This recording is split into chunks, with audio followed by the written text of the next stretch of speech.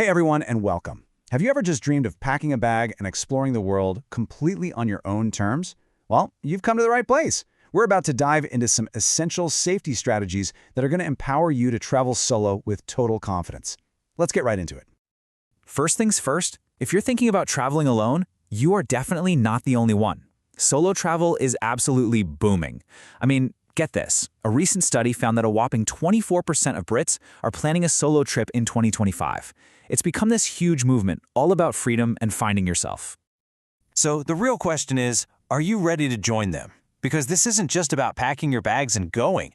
It's about going solo, but smarter.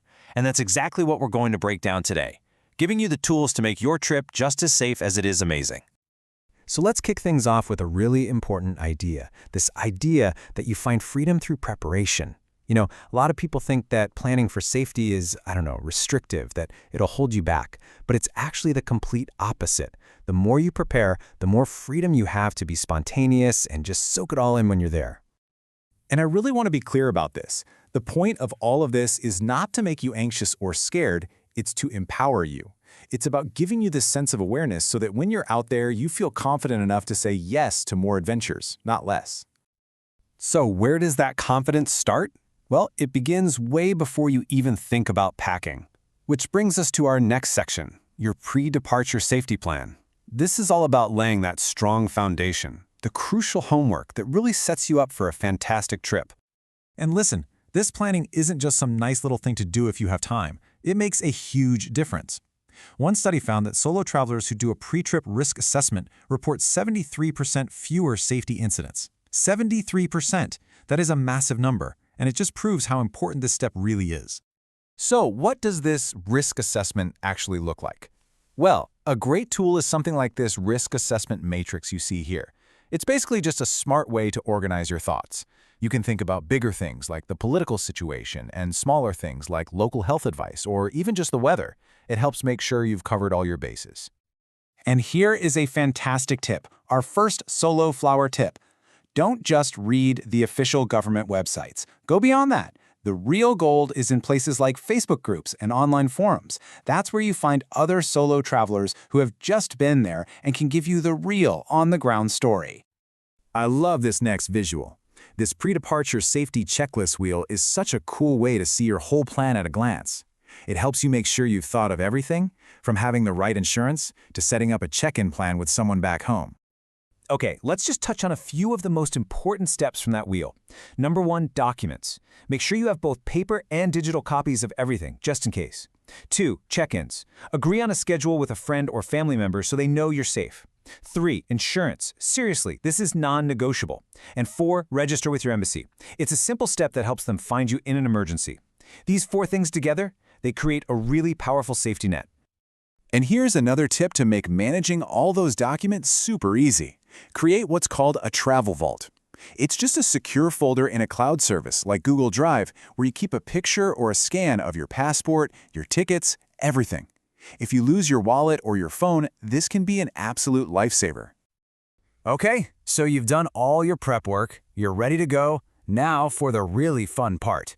Let's talk about what to do once you're actually on the ground, navigating your destination with confidence. First up, your accommodation. Think of it as your home base. It needs to feel safe. So always read recent reviews, especially from other solo travelers.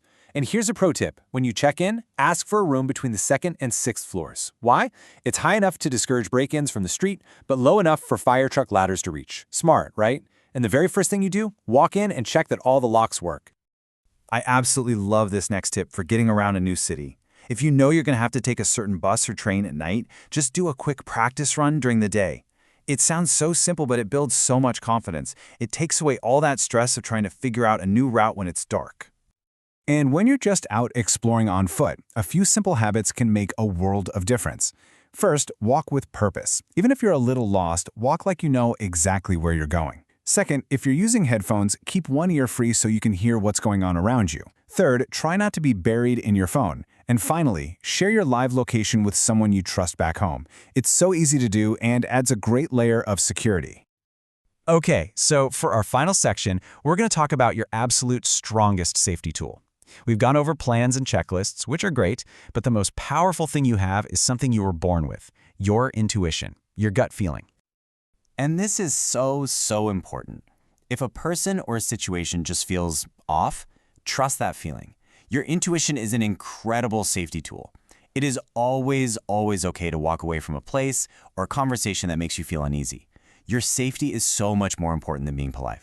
And this all ties into something called situational awareness. Now, this isn't about being paranoid or on edge all the time, not at all. It's just being present. It's the simple practice of calmly noticing your surroundings, who's around you, where the exits are, just being mindful. You know, I think this quote from the philosopher Seneca just wraps it all up perfectly. Luck is what happens when preparation meets opportunity. That luck of having an incredible, life-changing solo trip, it isn't really luck. It's all the amazing opportunities you're able to jump on because you did the preparation to feel confident and safe. And there you have it, a quick look into the Solo Adventurer's Handbook. Everything we covered today comes from this amazing resource. So if you want to take an even deeper dive into these strategies, you can get the full ebook over at www.thesoloflower.com. Thank you so much for joining me. I wish you the safest and happiest of travels.